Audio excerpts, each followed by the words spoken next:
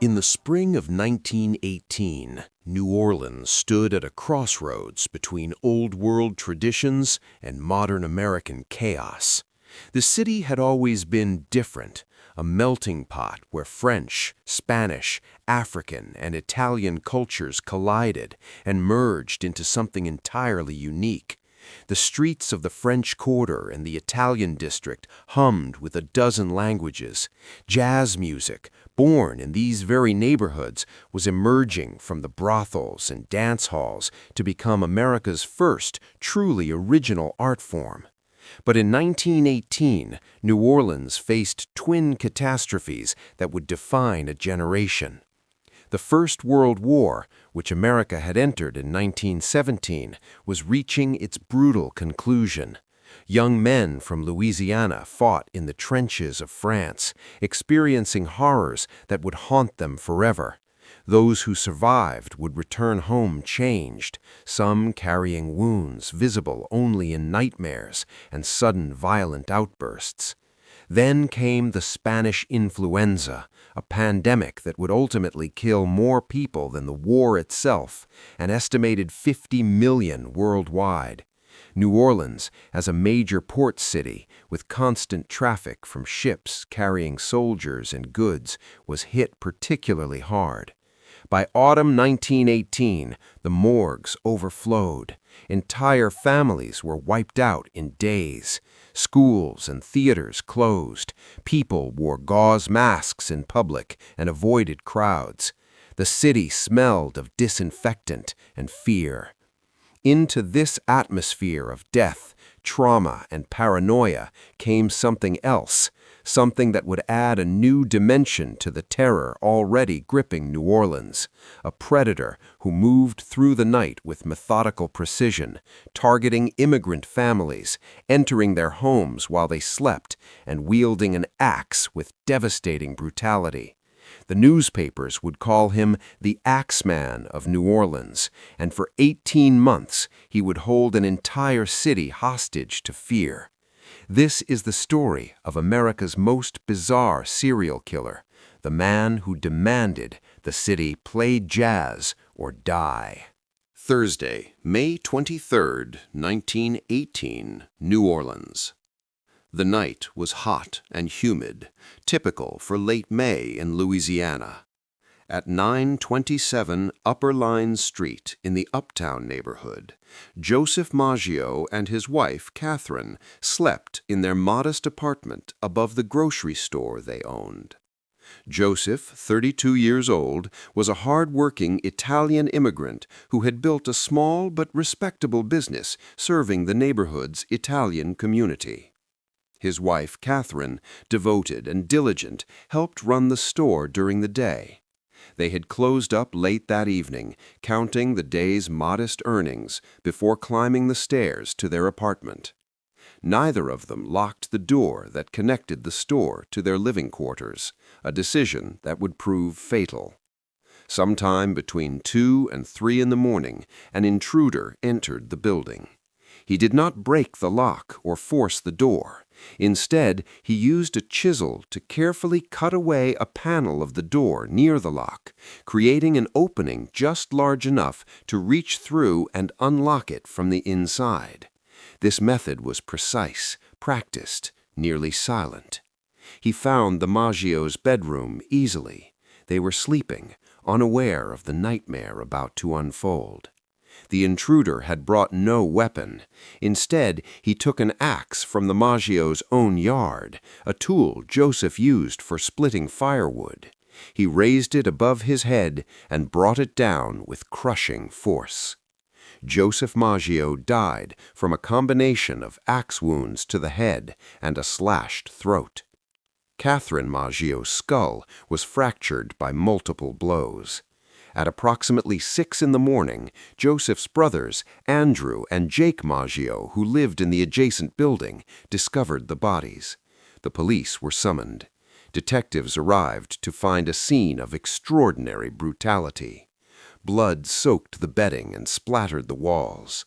The murder weapon, a blood-stained axe, had been left in the bathroom. and on the walkway outside, someone had scrawled a message in chalk. "Mrs. Maggio will sit up tonight, just like Mrs. Tony."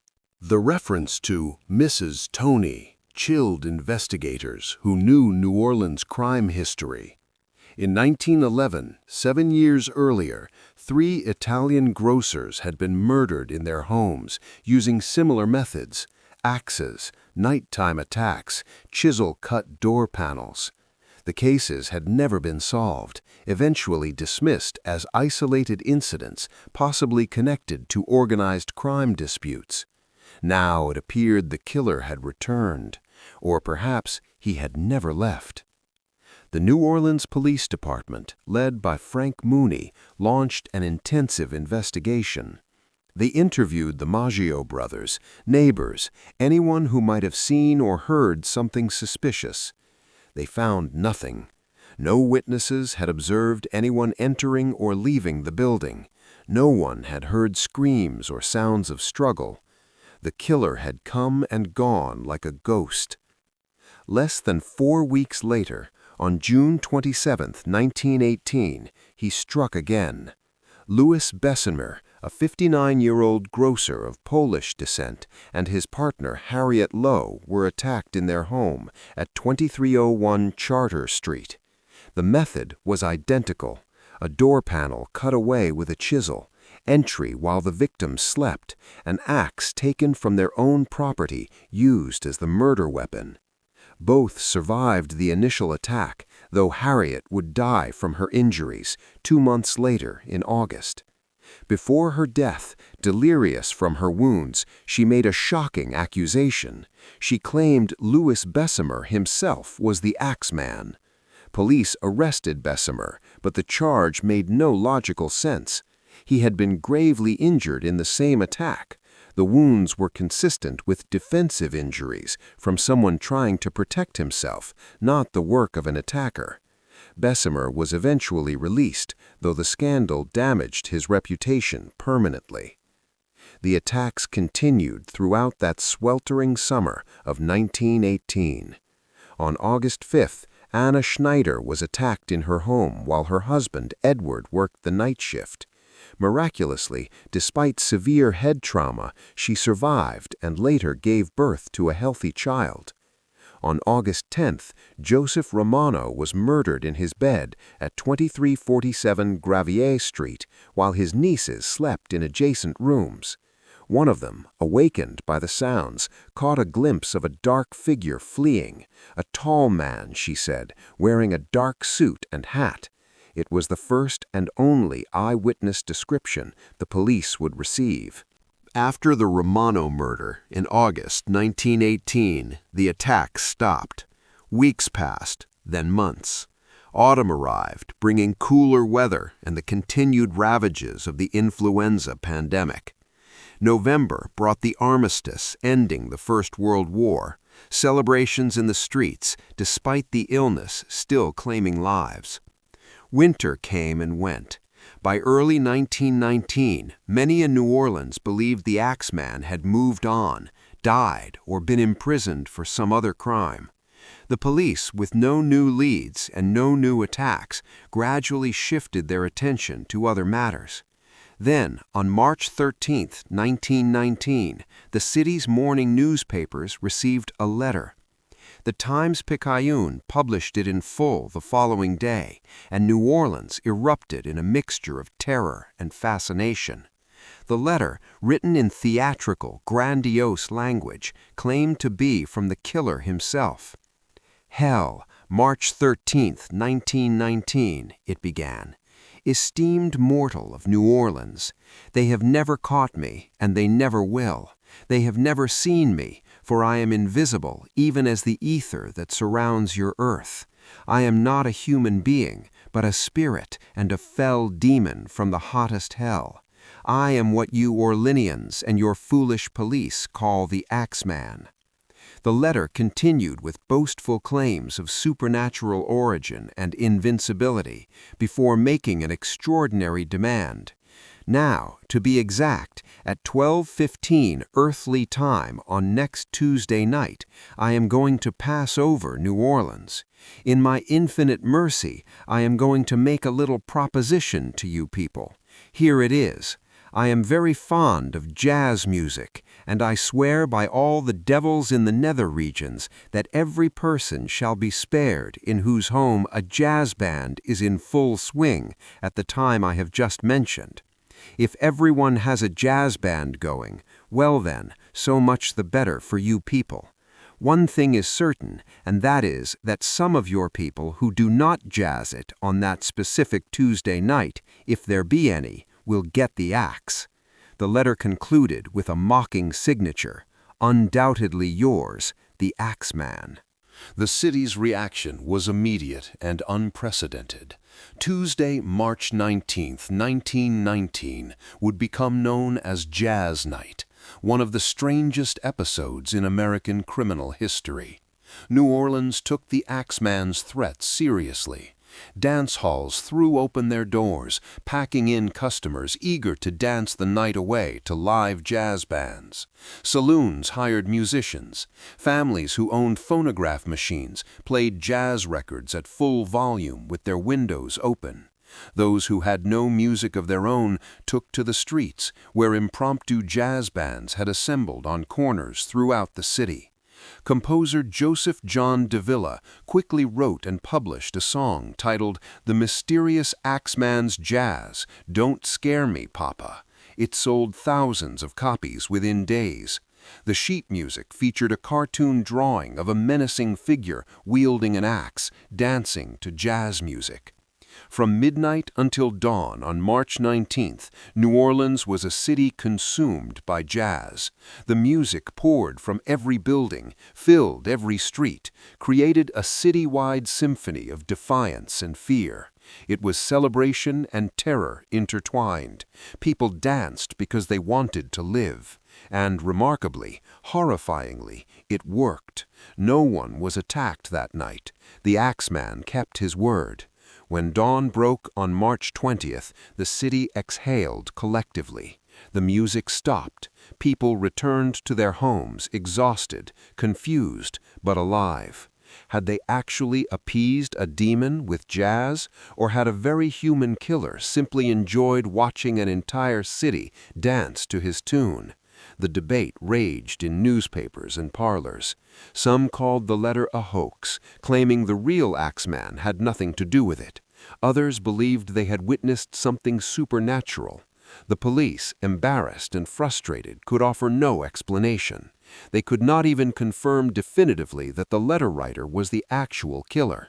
All they knew with certainty was that their city had just obeyed the demands of a murderer, and he had spared them. This time.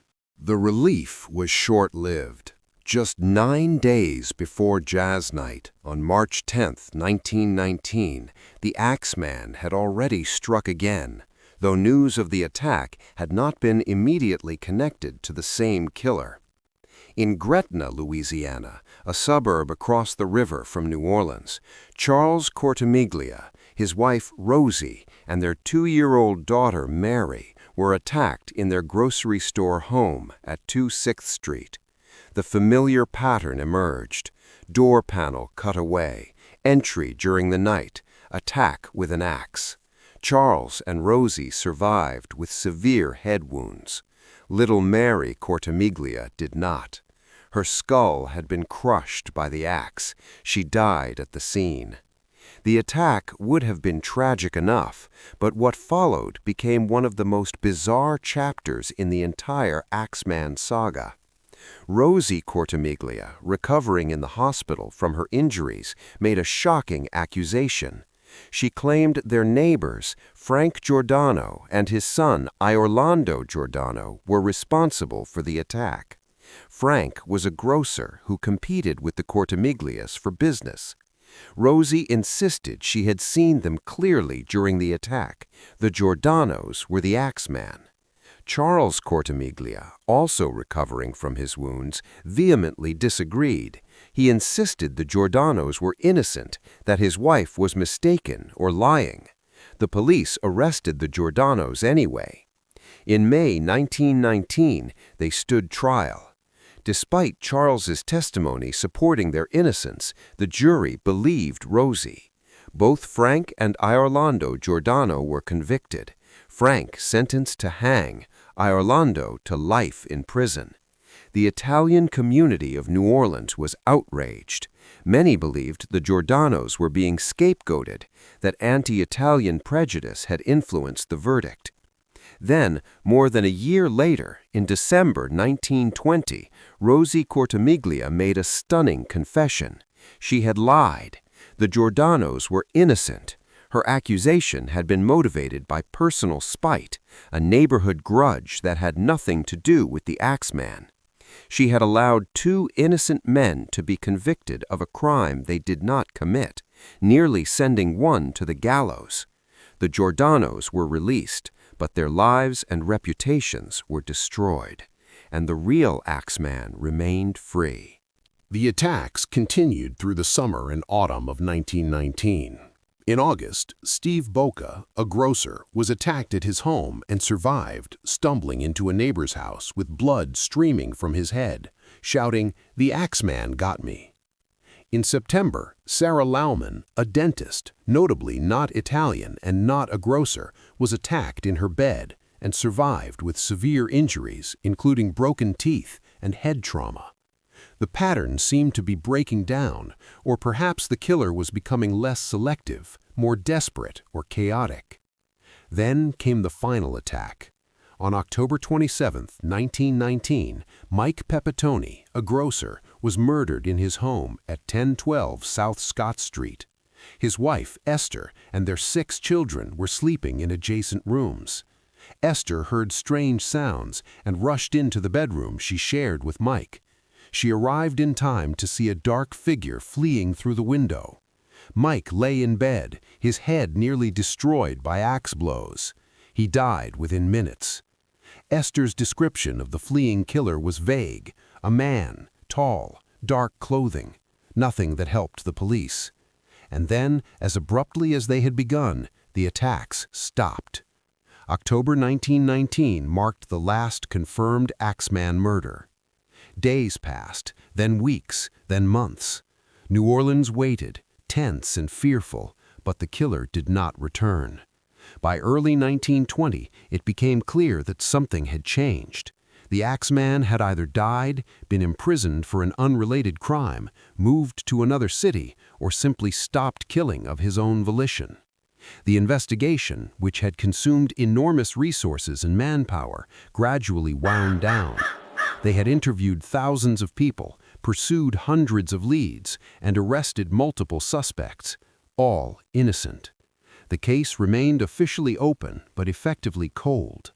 New Orleans tried to move on, to return to normalcy, though the fear lingered in Italian neighborhoods for years. Families still checked their door panels. Grocers still slept uneasily.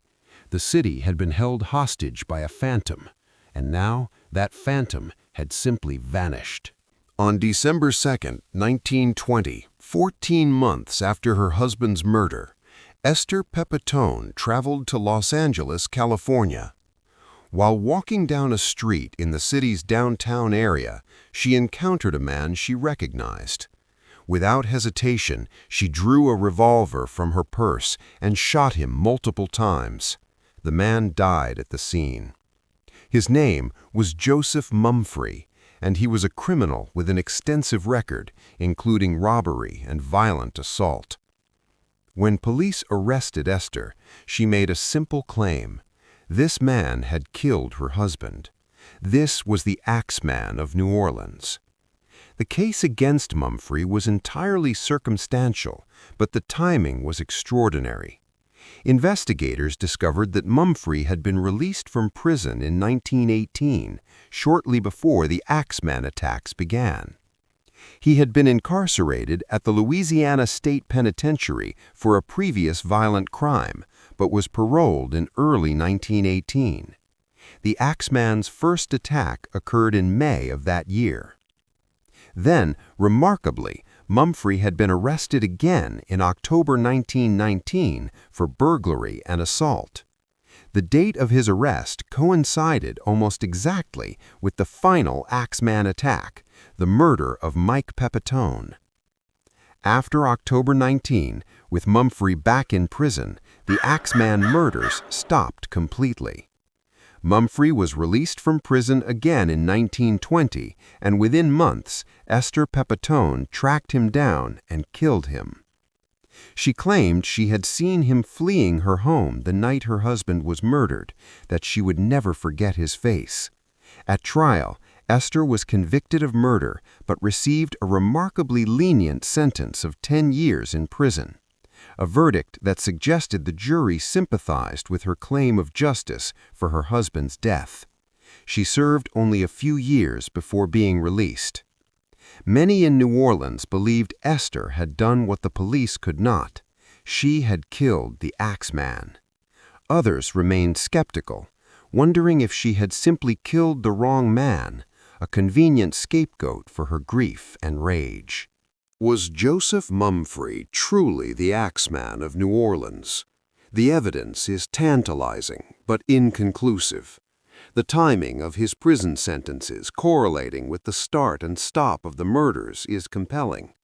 If Mumfre was indeed the killer, it would explain why the attacks ceased so abruptly. He was physically unable to continue them from behind bars. But no physical evidence ever connected Mumfre to the crimes. No witnesses besides Esther Pepitone identified him. The police never seriously investigated him as a suspect before his death. Alternative theories have persisted for over a century. Some believed the attacks were the work of the mafia, targeting Italian grocers as part of an extortion racket, pay protection money, or face consequences. This theory falters on several points: the lack of theft or any demands for money, the theatrical elements like the jazz letter, and the sudden cessation of attacks with no apparent benefit to organized crime. Others speculated the killer might be a war veteran suffering from what we now call post-traumatic stress disorder, driven to violence by trauma and unable to control his impulses.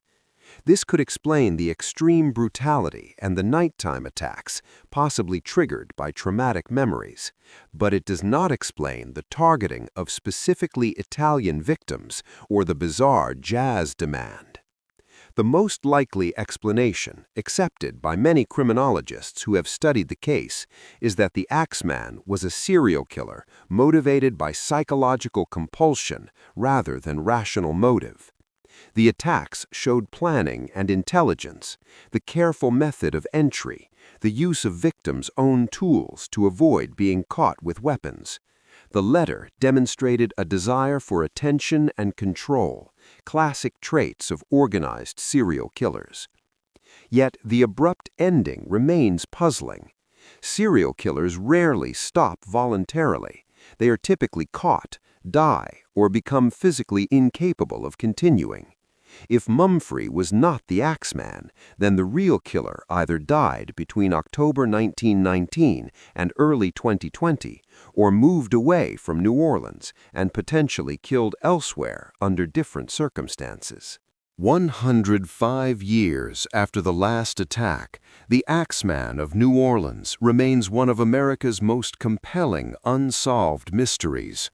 The case has become part of New Orleans folklore, woven into the city's rich tapestry of ghost stories, jazz history, and cultural mythology. The sites of the attacks are now stops on true crime walking tours. The letter demanding jazz is reproduced in museums and books about serial killers. The mysterious Axeman's jazz has been recorded by modern jazz bands, keeping the peculiar history alive. The case influenced popular culture significantly. The television series American Horror Story Coven featured the Axeman as a supernatural character haunting New Orleans. Numerous books have examined the crimes from historical, criminological, and cultural perspectives. The Axeman has become synonymous with jazz-age New Orleans, a city where beauty and brutality coexisted, where music and murder shared the same streets. What makes the case endure is not just its mystery, but its strangeness. The jazz demand stands alone in criminal history. No other serial killer has made such a bizarre, theatrical request and had an entire city comply. That night of March 19, 1919, when New Orleans danced to save itself, represents something profound about human psychology under threat, about the power of fear, and about the peculiar character of a city unlike any other in America. Esther Pepitone died believing she had avenged her husband by killing the Axeman. Joseph Mumfre died on a Los Angeles street, perhaps guilty of the most notorious murder spree in New Orleans history, perhaps simply an unlucky criminal in the wrong place at the wrong time. The 12 victims, 6 dead, 6 scarred forever, deserve to be remembered not just as crime statistics, but as real people with real lives destroyed by a predator we may never truly identify. Was Joseph Mumfre truly the Axeman, or did the real killer die anonymously, taking his secrets to an unmarked grave? Could modern forensic science solve this case if physical evidence still existed? What would drive someone to demand an entire city play jazz music as the price of survival? Share your thoughts in the comments below. If you're fascinated by the dark intersections of jazz-age America, serial killers who taunted law enforcement, and mysteries that have defied solution for over a century, subscribe to Fog-Bound Mysteries. We explore real crimes from history's darkest corners, from Victorian London to 1920s New Orleans, from Georgian Edinburgh to Cold War Berlin. These are the murders that terrorized cities, the killers who left behind riddles, and the victims whose stories deserve remembrance. Every case is meticulously researched and told with dignity, accuracy, and respect for those who suffered. Hit the notification bell so you never miss an episode. And until next time, remember the victims, question the past, and join us in the shadows of history. Thank you for watching.